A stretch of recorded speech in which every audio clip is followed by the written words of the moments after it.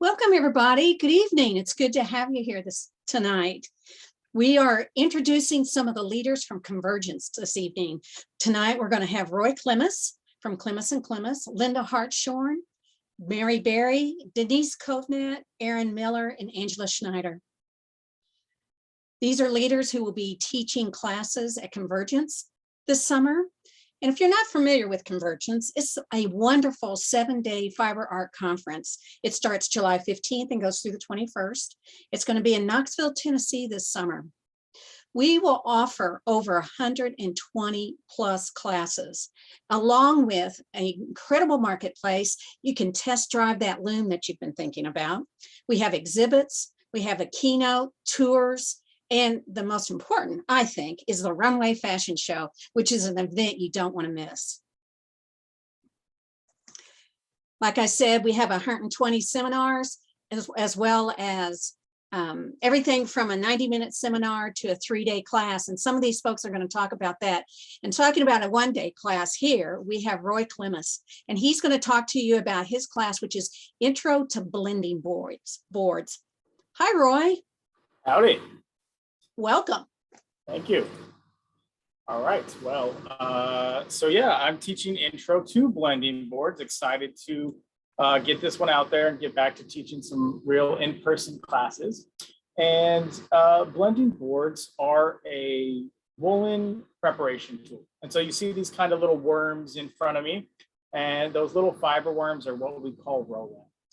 And what that means is that the fiber, which is, it can be wool, it can be mohair, it can be alpaca, we're going to process it on the board. So whether you're starting with fleece, whether you're starting with a roving, whether it's some sort of a braid that you've purchased, what we're going to do on the blending board is we're going to apply the fiber, and then we're going to roll it off around a dowel. So we have a dowel here. And when we do that, we then slide it off, and that's how we get these little rollags, these little kind of wormy things. And what you do then is you'll take this to your spinning wheel, you draft right out of the end, and as you do that, this collapses around that kind of core of air that's in there, and we get a very lofty woolen style of yarn. So this makes great weft yarn. Okay, so you can see we can do all kinds of things, whether it's just taking something that has been processed in a worsted manner and turning it into a woolen preparation, if that's what we particularly want. We can do fun color blends like this, where this one's a bit of a gradient, where we have, when you spin this end to end to end, you'll have a very fun gradient that you can play with there. We can do just all kinds of things as far as blending in. This one has some bamboo and some tencel and other kind of things like that. And then again, I've done just a little bit of color play here. And one of the other really fun things that you can do with this is if you have, say, a braid of fiber, whether you've done it on your drum carder or whether it's something that you've purchased, you can apply it to your blending board, add a little bit of silk or nylon or something like that into it, bamboo even, and roll it off, make a rollag with it. And then the fun thing with that is that you can use it either as warp or weft yarn, because you've added in something that's got a little bit extra strength, a little bit of extra length. So if you have something like that, you decide, you know what, I have a different purpose in mind than what I initially bought this for. A blending board is a really good way to transform fiber from one preparation to another preparation, or just maybe add a little bit of fiber that you wanted it. And so those are some of the things that we're going to teach you in that class. And I've got just a little bit of fiber already on this board, and really quickly I can show you how we apply fiber. Going against the direction of the teeth, we're just going to draft it out gently and easily here. And then we use a little brush to just kind of brush it on in. And I'll do that one more time so you all can see. Again, we're just going to draft this out. Nice and thin. Thin and wispy is what I like to say when we're working on this. You don't want to make your rollags too thick. Again, this is really a lofty and woolen preparation that we're aiming for. And then once we're done there, we're going to turn it sideways.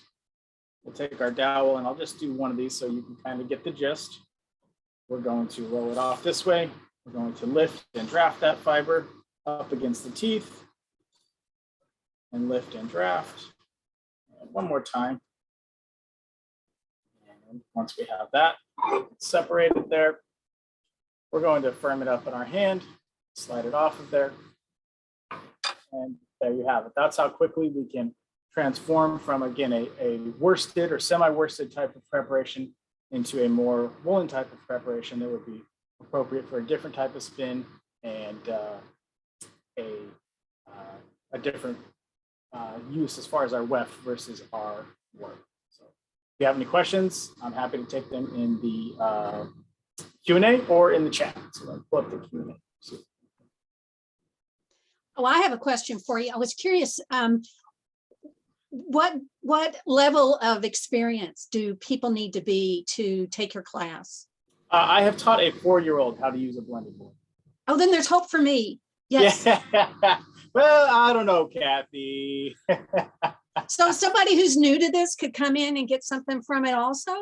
Absolutely. Oh yeah. If you aren't even a spinner yet, you can go ahead and start with this, because there are some fundamental skills here that we can teach you as far as fiber processing. If you're a weaver and you said, I'm kind of on the fence about this whole hand spinning thing, it seems a little crazy to me, come on down, take the class, and we'll teach you a little bit about fiber prep, and we'll get you so excited about fiber prep that we will pull you on into the hand spinning club. Well, I have to tell you, your setup is just excellent, and I've heard wonderful things about your teaching also. So I encourage people to check out his class, and also you're going to be there as a vendor, right? Correct. Yeah, we'll be there in the marketplace as well, and we're also teaching drum carding workshops as well. And the one thing that I forgot to mention is that we bring a full complement of blending boards. So if you're a brand new beginner, you don't have any tools, you don't have anything, we bring these. There's no investment as far as equipment or anything like that. We're going to have 16 of these set out in the classroom. Everybody gets to come in and work on the same piece of equipment. We give everybody the same fiber. So you don't have to worry about lagging behind if you have different equipment or different fiber or anything like that. Everybody is going to all kind of be going at the same pace, and great for whether you're a brand new spinner, brand new fiber prep person, or a veteran fiber artist as well. Oh, that's great. It's nice to have all your equipment there and not have to. So if somebody's brand new, they can decide whether or not, which they will love, we know that, but they can decide if this is something they want to pursue. All right. That's it. Yeah. All right. Thank you so much for being on here. We appreciate it. Thank you. All right. Next up is Linda Hartshorn. Linda is going to talk about Indigo. We all love Indigo. And her class is the natural and organic way to get the blues. And hers is a 90-minute seminar. It's Monday, July the 18th. Hey, Linda. Hi, Kathy. How are you? I'm good, thank you. Glad to be here. Thanks for being here. Thank you. Yeah, and I'm glad to be talking about Indigo. It's my favorite dye, absolute favorite dye, and I'm really happy to be presenting it at HGA's Convergence conference. I think I'll start out today by showing you a little video. So I'm going to attempt to share my screen. Right here. This pretty much says it all, why we love Indigo. And let's see if I can get to go.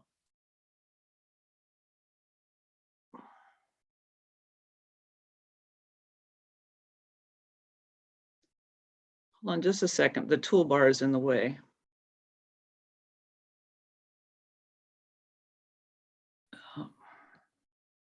Linda, you can move that toolbar if you need to the top. Yeah, or the I'm bottom. trying. Oh, okay, let's try that. There we go. That's better. Okay. How's that? Okay. Here's my video. So this is, of course, why we love Indigo. We can take plain white yarn, actually any kind of fiber, and put it in our vat and watch the transformation. So as many of you know, Indigo is done by a unique process, unlike any of the other dyes or natural dyes. It's a vat dye, and it requires oxygen to bind the dye to the fiber. So here's the fiber coming out. I've cut a little of the time, and you can watch this amazing green to blue reaction as the fiber hits the air. I never get tired of it. It's so much fun. And so this is wool, but as I said, Indigo will dye any natural fiber. And there it goes.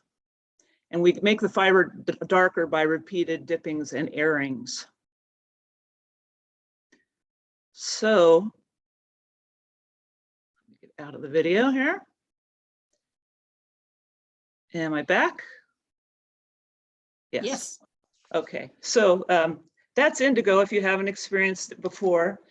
In my seminar, I'm going to be showing lots of slides and telling some stories and giving a lot of information about the various ways that we can make indigo. In my years of working with indigo, I've used a natural fermentation vat, I've used a chemical-based vat, and I've also more recently learned the organic vat from Michelle Garcia. In our seminar, I am going to make an organic vat. It's a vat that I can actually make and have ready to dye in an hour. So everybody's going to get to see how that vat is made, and everyone will get a recipe. And hopefully you'll want to try it at home because it's really a lot of fun. In addition, I'll have lots of samples and things for people to look at. So you're actually going to do a vat in the class? I'm going to do a demo, yes. Wow. Yeah. Oh, great. Yeah. So this is a good class for someone who wants to try it on their own, right? Absolutely. Okay. And I guess everybody's gonna be wondering, what are you gonna do with the vat when you're done? You know, what I'm going to do, and I know it's hard because everybody's traveling, a lot of people are flying, but if anyone's local or has a way to take the vat with them, I will do a drawing and give it to somebody in the class. Well, this is a great way to start doing indigo. I've done it a few times and it really is the magic dye, isn't it? Yes, it is. It is. It does everything and it looks so beautiful. So I encourage people to check this out because you don't want to jump in completely in over your head, but this sounds like a great way to start, get your basics and see how it's done and not have to try to read it out of a book.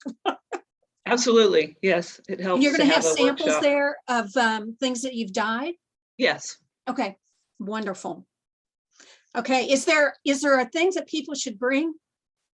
I don't think they need to bring anything. Okay, sorry, my last question there. Thank you so much, Linda. You did a great job. I'm really looking forward to seeing what happens in this class. Okay, thank you, Kathy, so much. I'll see you at Convergence. Oh, there is okay. To next we have Mary Berry. Mary couldn't be with us tonight, so I'm going to talk a little bit about her class. Now, if you are interested in learning more about spinning, here's your chance. Woolen, worsted, prep or draft, ratios, TPI, what does it all mean? Learn the technical aspect of spinning in a fun hands-on class and learn to spin the yarn you want to spin instead of whatever the wheel produces. Well, that would be a switch for me. Spinning wheel with multiple bobbins is required, and you must be able to spin and ply a basic yarn. So this is not a baby beginner class, and that's why she's calling it 201 rather than 101. But if you know how to spin, you're just getting started and you want to get a little bit better at it, this is a great class for you. And it's Mary Berry. It will be Saturday, July the 16th from 1:30 to 4:30. There's no material fee. And you can learn more about this on our website when you get ready to register for the class. So let's move on to our next class, which will be Denise Kovnat. Hi, Denise. Hello, Kathy, and hello, everybody else. Can I start to screen share here? Please do. Okay. And you're going to see my desktop, and then I'm going to show you a very brief sort of a PowerPoint. My class is called Echo and Gin, Variations on a Theme for 8, 12, and 16 shafts, and it's intermediate to advanced, which means that you have to know how to read a draft and dress alone. That's pretty much what it is. I'm just going to go through these and show you some images that that are samples of what I've woven in these designs. Let's see, this is at the top of the screen here, we have an Echo piece and we're looking at it sideways. The warp is going horizontally and it's 2 different dyed warps and then 2 stripes of 2 other different dyed warps. That's Echo. And then down below is a 12 shaft design and this is Gin. It has sort of a needlepoint-like look to it, very tidy. So again, on the left, we're looking at an echo sample. This one is on 16 shafts, 2 colors in the warp. And somehow the magic of these designs is this wonderful optical mixing. 2 colors can give you, add a third with the weft, you can get 4 colors, I swear. It's a wonderful example of simultaneous contrast. On the right, we're looking at an 8 shaft design. This is a 4 color warp. So participants can also choose a 4 color warp, 4 end parallel, or a 2 end parallel. They're going to get a variety of options to choose from before the workshop. This is a piece that this pattern will also be available in the workshop. This is a 16 shaft gin design. I call it North Star in honor of Frederick Douglass. It was again painted warps, but gin gives you this wonderful opportunity to have display these large motifs, one echoing another, because it is a parallel threaded design. Of course, Echo and Iris, we're going to be looking a lot at that definitive book by Marian Stubenitsky, and always working to understand the richness of what she's offering, which seems inscrutable at first, and then we break it down. This is a 12 shaft piece out of her book. It's a double weave, but guess what? It doesn't require 24 treadles the way a lot of double weave pieces do, because we're going to learn how to take a design that calls for twice the number of treadles as shafts that you have, and just take it, I don't know what the word would be, but truncate that design just up to 14 treadles, say for, well, it would be 14 treadles for a 12 shaft design, and then mirror it. So we'll learn that as well. Now, why did that beep for me? This is 4 shafts. Now, I do have some 4 shaft designs, and people with 4 shaft looms could take this course because we can do parallel threadings with as few as 4 shafts. This is a networked design I created, and it's a detail of it. This is a variation of blooming leaf, once again showing that wonderful optical mixing where these light blue motifs look almost dimensional. So that's kind of fun. This is an 8 shaft piece straight out of Stubenitsky. Jan Towsley, a good friend of mine, wove this in a class I taught with 2 painted warps. You can do this obviously with 1 painted warp, 1 solid color, 2 solid colors, however you want. But this is done on a silk Ramie, and I just think it's fantastic. More examples of Echo and Gin on the same warp. This on 12 shafts on silk. We're going to learn how to take a design. This is on handweaving.net. Any twill-based design can be created as a parallel threading. And it's hard to see in this slide, but that's one, this line here is traceable here. And it's 6 shafts. We double that to 12 shafts. That is the design I used in the scarf you saw on the first slide. Quite easy to do. It's not Trampus Writ. I just created an advancing point twill. Hey, Denise. Yes, ma'am. I have taken your class before, so I just want to tell people that don't get intimidated by the terminology, that you were wonderful about saying this is what this means, and this is what this means, and this is what this means. And I agree that what you teach is magic. It's wonderful to see what these colors do. Well, it's joyous. And I kind of started, you know, it was an entry, a gateway structure. I first saw something by Mary Berendt, I think I'm pronouncing it right, in Handwoven, and I had no idea what it was. I thought it was some kind of overshot. But Well, but I think people will be excited to take your class, and I would encourage them. Would it be okay if they email you and if they have any questions or anything? certainly. Okay. So I'll wrap up. We have a lot of color theory that will come into this because we have a green and red warp that when we do double weave with a purple weft becomes mint green and fuchsia. So we'll look a lot at Johannes Eaton's color star and study color chords. And I'm ending with this merger of form and color. That is that original design, not original, I took it from handweaving.net and made it into a parallel threading. So I think that is the end of my slideshow. And yes, I will be available at, if you go to my website, www.denisekovnat.com, you can reach me. My email is on there. Thank you. Thank you, Denise. Your work is just beautiful, and I think people will love taking your class. Thanks, Kathy. All right, next up, we have Erin Miller.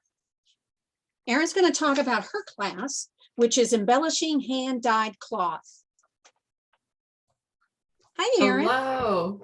So happy to be here. I'm just going to share my screen real quick and then share my slideshow.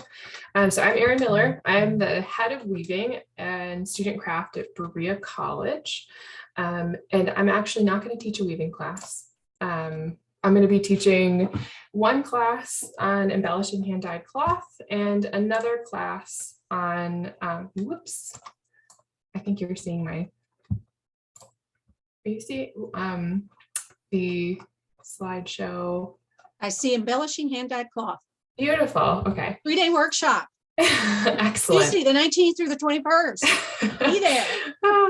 I'm definitely looking forward to it. So this particular class, we will, next slide. Students will begin by learning the basics of safely working with fiber reactive dyes on cotton fabric specifically, though we'll have some other fibers available for folks to experiment with. And then after they get comfortable with dyeing, they're going to learn some embellishment techniques. And the embellishment techniques that we'll learn will kind of depend on the interest in the class and the number of students that we have. But I have a great big long list and lots of handouts of things that we could potentially learn. So everyone will leave with all of the handouts that I have, even if we don't get to every single technique. So we're going to cover, we'll start by covering very simple and serendipitous dye patterning techniques to create interesting pieces of cloth that will inspire further investigation with things like relief printing, applique, hand stitching, really whatever folks are interested in. And I will have all sorts of resources available. So no prior experience is required for any of the techniques that we're going to cover. So you can be an absolute beginner for any dye technique, any embellishing technique. I really love teaching new folks how to work with these techniques. So no experience required at all. And everyone will leave with multiple textiles that can be applied to any sorts of things outside of class. So garments, home decor, wall pieces. These two are examples of really simple wall pieces. And some of the dye techniques that we'll cover are low water dye and resist methods that some of you may be familiar with. That are kind of clamping, stitching, tying, really simple techniques that you can further explore at home as well. So these both are tying and stitching techniques with some embellishment on top of them. My material fee is $45 and I'll provide everything that you need. So every person will get 2 yards of cotton fabric of your choice. I prefer Kona, so we'll have lots of Kona available. And I'll have all the dyes required, all the supplies for dyeing, textile paints, stamp making supplies, fusible webbing, embroidery floss, needles and hoops, scraps of fabric, beads and buttons, and then handouts for everything that we'll cover, as well as some things that we may not get to as well. So the only thing that I ask folks to bring will be a pair of scissors, an apron, and a notebook or some paper. That way you'll protect your clothes, and I'll protect all of my scissors as well. And additional fabric can be purchased during the class or after the class as well. So if you're really excited about some of these techniques and you want to continue to investigate, I'll have things like Kona cotton fabric, which is typically used for things like quilting. I'll also have some cotton canvas and some silk noil and a few other things that I'll have available at cost or at wholesale price as well. And at the very end, I'll have a sewing machine or two available for folks that are getting ahead of themselves and want to get started on their projects before we go. Wow, sewing machines, really? Yeah. Oh, that'll be great. Well, I'm curious about something. When people go back home, now some of these techniques I could use on my hand woven material, right? Yes, definitely. Okay. Yes. These look amazing.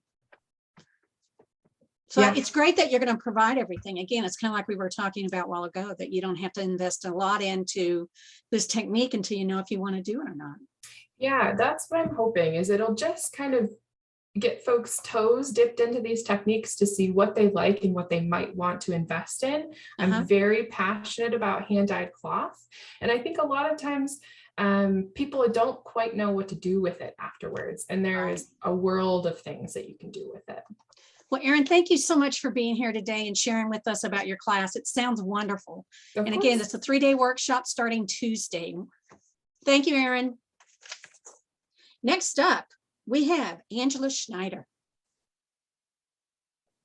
Hi, Angela. Angela has Inkle weaving in the round. It's a 2-day workshop, Sunday and Monday. Yes, we have Inkle weaving in the round, and it's not about weaving round things, although there is one round thing in the set. It's a round robin workshop on Inkle weaving, so you'll get to try out 13 different patterns. Half of them are plain weave and half of them are advanced techniques. So let me show you some pictures. I think it's this one. Is that working? This is Yeah. This is one of the sample sets from a previous run of this workshop. And what we're going to be looking at is, first off, we've got some plain weave patterns. So you'll be able to see, there they are, you'll be able to see what kind of warp color orders give you different kinds of design elements in the band itself. And we'll look at how to put those things together as building blocks so you can later go on and design your own. And in addition to looking at different patterns, where you'll have a sample set that'll give you different yarns. So you'll see what an Inkle band looks like in 10-2 cotton or 5-2 versus 3-2 or carpet warp and other fibers like linen or some textured yarns. The other half of the sample set, actually slightly more than half, is going to be advanced techniques. So you can bounce back and forth between the straight up plain weave and the more brainy weaving. We get to see using beads at the edges of your warp, weaving in the tube. So you actually do get to weave a round thing. Doing class weft, so you can have different colored selvages. The turn krokrag, which is 3-shaft weaving on an Inkle loom, using thick and thin to get rep, and 2 different varieties of pickup. So we've got a lot of different patterns going on. And let's see, where I stop my share. There we go. So you'll also get, in addition to having a sample set, so you'll get a bunch of bands like these. There's also a notebook that will have the pattern for every single band. So you'll have a reference of how you can go home and weave that band. And for this particular class, you'll need to be able to warp your Inkle loom in advance with patterns that I'll send out along with their yarns. And you don't have to be a really experienced band weaver, because we'll also look at good band weaving techniques, how to get good selvages, how to get a really convenient start and stop. And and you'll spend the 2 days, Sunday and Monday, weaving lots of samples and learning lots about expanding your band weaving. Well, I have to tell you that I saw this workshop at Southeast Fiber Forum, and I went into the classroom and I was just amazed at all the different things everybody was doing. You know, every little loom had something different on it. It was amazing what you all covered in such a short amount of time. It was a lot of fun, especially if you like getting your hands into fancy fiddly things. There's a lot of fun you can have with an Inkle loom. And some of the things, one of the other things you get to do is try lots of different equipment, including maybe weaving Inkle bands on something besides an Inkle loom. Uh-huh. There's a teaser for you. There you Yeah. go. So it sounds like if you know how to use an Inkle loom, but that's about the extent of it, you can actually take this class and you'll be okay in there? Sure. Oh, great, great. And you send out the patterns? Yes, I do. I have everything already made up. That's great. Well, thank you so much, Angela, for being here. I appreciate it. Well, thanks for letting me have the chance to talk up the class. And again, for all you Inkle weaving friends, we've got this class for you. It's a 2-day workshop. And again, if you're a beginner, this may be the next step for you, is getting to that next point. Thank you so much, Angela. Thank you, Kathy. Well, that's the end of our artists for tonight. If you want to register, we still have openings in some of these, all these classes. Please register at weavespindie.org. The description of the classes, everything you need to know about the class is on that page. Thank you all so much. We do want to remind you that we have more hotels. I know people have been asking about that. Not only do we have the Marriott downtown, but we also have the Crown Plaza in Knoxville, the Hyatt Place, and the Cumberland House in Knoxville. So check those out. If you haven't made your hotel reservations yet, there's still rooms available. Be sure you go to the website and use the link there. Please join us in Convergence this summer. It's going to be a wonderful time. It'll be so great to be together again. And so many things going on with the classes, the exhibits, and the fashion show. And of course, we get to shop. You all have a wonderful evening.